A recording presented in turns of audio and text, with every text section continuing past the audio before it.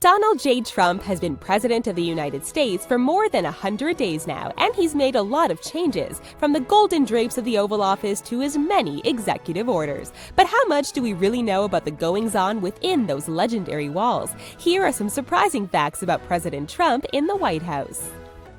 Letters from the President. Since the very first president of the United States took office in 1789, only 45 men have experienced the unique challenge of leading this great country. Over the years, the outgoing commander-in-chief has provided a little bit of wisdom to the new POTUS as he arrives in the Oval Office. Once the White House administration transfers power from one to the next, it has become customary for the old president to write a handwritten letter to his successor. It is then placed inside the desk for the new president to read. The last 5 men to hold this honor used the Resolute desk to store their well wishes. This was a gift from Queen Victoria to President Rutherford B. Hayes in 1880. It was built from the timbers of the Resolute, a British Arctic exploration ship. Many of these letters have remained private, a secret between 2 men who are like 2 ships passing at sea. The letter written by President Ronald Reagan to newly elected George H.W. Bush was the first to be declassified. Since then, we have also been able to see the letters from Bush Sr. to Clinton, Clinton to Bush Jr., and so on until today. However, Donald Trump has not yet released his advice from outgoing President Barack Obama. He would only say that it was beautifully written and that he intended to keep it secret from the press. Obama's letter was apparently longer than most of the notes left behind, so it has us wondering whether it provides advice or reads more like a parent's rule is to their irresponsible teenager when leaving them alone for the first time. You know, make sure you lock the doors, don't bring friends over, don't use the missile codes without permission. Maybe we'll never know. Turmoil. It's starting to seem like we can't even turn on the TV nowadays without hearing something about El Presidente. Whether it's a new executive order declaring another TV station to be fake news, a press conference denying any ties to Russia, or poor Sean Spicer trying to explain the seemingly complicated meaning of covfefe. Those that needed to know understood, right? Just more alternative facts, as Kellyanne Conway would say. However, many of Trump's White House aides have come forward anonymously to express their concerns to the media. With so many leaks being reported from the White House, many staffers are frightened of losing their jobs with a bellowed "you're fired," just like on The Apprentice. Trump has created an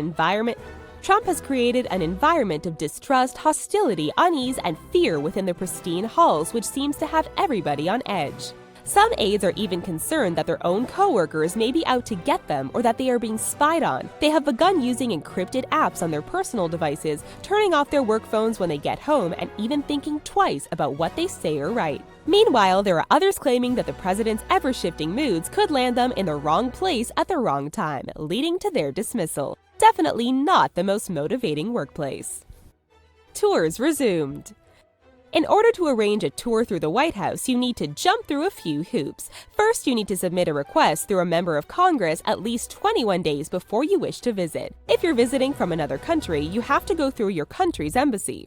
Should you be lucky enough to be granted a tour which are self-guided, then you may venture beyond the front doors. Once inside, you're not allowed to record, text, call anyone, or even carry a bag. Usually, tours are able to resume not long after the inauguration of a new president. However, this year, tours only began again in March. Well, the first group allowed in after the delay sure got one heck of a surprise. The group, which included several young children, cheered and applauded as they rounded a corner and President Donald Trump himself stepped out from behind a room divider. Though one would think the presence of several Secret Service agents would have been a giveaway to his hiding spot, unless they were hiding too? Can you imagine a 6-foot-something security guard crouching behind a potted plant so they don't ruin their boss's surprise? Do it yourself. Moving day. Whether you're an average Joe or a millionaire, everybody hates it. It's such a hassle, putting everything in boxes, bubble wrapping dishes, labeling. It's just so time-consuming. Now imagine doing the same thing in less than 6 hours. Being the President of the United States doesn't save you from the trials of moving. In fact, it may be even worse. When you become the POTUS, you are responsible for getting your hoard into the White House. Likewise, if you are the outgoing commander-in-chief, you have to take everything you own out. Did we mention the president-elect also has to pay for it out of his own pocket? Yup, and there isn't even a presidential discount. Once you're in the White House, however, the government picks up the tab, so the outgoing First Family doesn't need to stress too much. The move occurs during the inauguration, which means staffers only have a few hours to get everything ready. And you thought the HGTV home makeovers were doing it quickly. They've got nothing on the efficiency and attention to detail of the White House turnover. Talk about stressful. Redesign. The White House is not only a government office, it is also the home of the current President of the United States and his family. As such, they are allowed to redecorate, within reason of course. For example, a bowling lane was built in the West Wing as a gift to President Truman in 1947, and President Nixon had a new one-lane bowling alley built in 1969. In addition to their private spaces, the new president is allowed to redesign the Oval Office. Over the years, various men in power have added their particular style to the room. Trump was no exception. The first matter of business for the new POTUS was overhauling the color scheme. Ex-President Obama had a taste for simple, neutral colors like beige and brown. Trump replaced these calming tones with gold and ivory. He even tore down the crimson-colored drapes installed behind the Resolute desk and had them changed to golden ones. It seems like he's trying to recreate his penthouse in Trump Tower. The new commander-in-chief is also allowed to change the rug that covers the oval-shaped floor. True to form, Trump added one with gold garland edges and a golden eagle presidential seal. Pretty fascinating stuff, don't you think? Just hold on to your toupees, ladies and gentlemen, because it's time for our quiz. The 45th President of the United States recently celebrated a birthday. How old is he? Classified.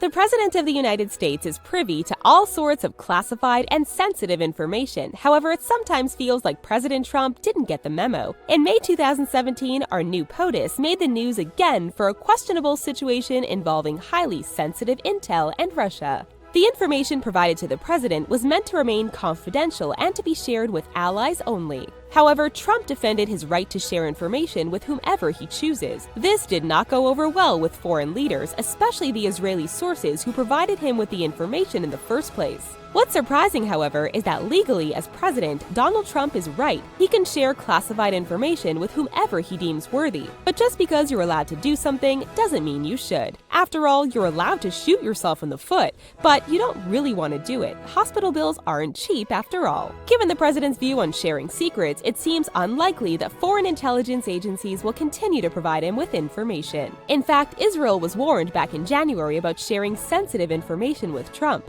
Seems even back then, U.S. officials were concerned about Trump's potentially loud mouth. First boy. For the first several months of his new presidential career, Donald Trump lived by himself in the White House, while his wife Melania and young son Barron remained in New York City. For nearly 5 months, the family lived apart so that 11-year-old Barron could finish out his school year uninterrupted. As of June 12, 2017, they are all finally back together at the Executive Mansion at 1600 Pennsylvania Avenue, Washington, D.C. And while these digs may not be as extravagant as they're used to, Barron and Melania are here to stay. Back at Trump Tower in New York City, Barron had an entire floor to himself. Knowing this change would be difficult for his son, Trump is allowing his preteen to decorate his new room however he wants. The Trump family certainly break a lot of traditions, however, including the long-standing trend of daughters in the White House. Barron Trump is actually the first boy to live in the White House for more than 50 years. The last first boy was John F. Kennedy Jr. in 1963. At least they have a bowling alley to spend some quality time together, not to mention golf. Secure tweets. We all know Trump loves to tweet. His Twitter feed is enormous and has covered a variety of topics over the years. But what many people don't know is that for a while after becoming president, he was still tweeting from his personal, unsecure Android phone. Well, we don't need to tell you how easy it could have been for hackers to potentially get a hold of classified information of their own because of this oversight. Thankfully, the Secret Service stepped in and forced Trump to hand over the smartphone and take on a new, unlisted number. However, it seems that he has been allowed a lot more freedom than previous presidents. In fact, 44th President Obama once compared his phone to a children's toy, being unable to take photos, call, or text anyone. Unlike Obama's BlackBerry, Trump's encrypted phone seems to have plenty of functions, since tweets under his Twitter handle are still appearing regularly. Despite the Secret Service's best efforts, Trump's handlers are having a hard time reining the president in. Back in November, Trump raised concerns about having to give up his phone and contacts, saying he'd be isolated without it. Me time.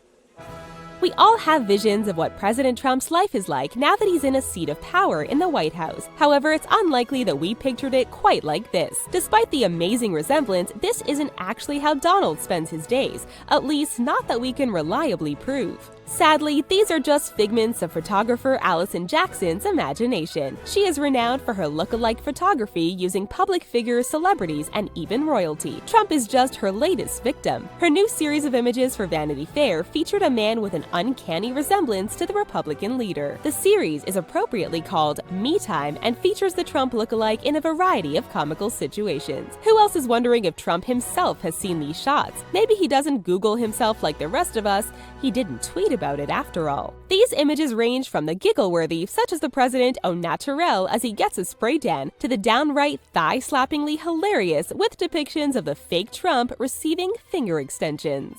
The spoof photo shoot appeared in the October edition of the magazine but has been shared hundreds of times since then. It seems that people just can't get enough of the two real images. Jackson worked with casting directors in New York and London and even stopped people on the streets looking for the perfect POTUS double for her photos. She admitted that some of the people she approached weren't thrilled with the idea of portraying the notorious president-elect and became angry with her. In the end, though, she found the perfect model as always. So while it may not be true, it's surprising to see what Donald Trump gets up to behind closed doors. Just be warned, not all of the photos in the British photographer's collection are entirely safe for work. So Google at your own risk.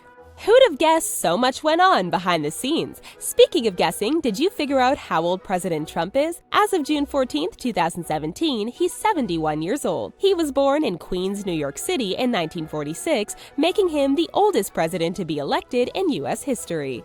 Well, that about wraps it up, folks. Time to seal up the classified documents and close the golden curtains for the day. But don't worry, we have plenty of other POTUS videos that will either have you laughing hysterically or shaking your head and asking why. And if you enjoyed this video, show us some love by clicking that red subscribe button. See you next time!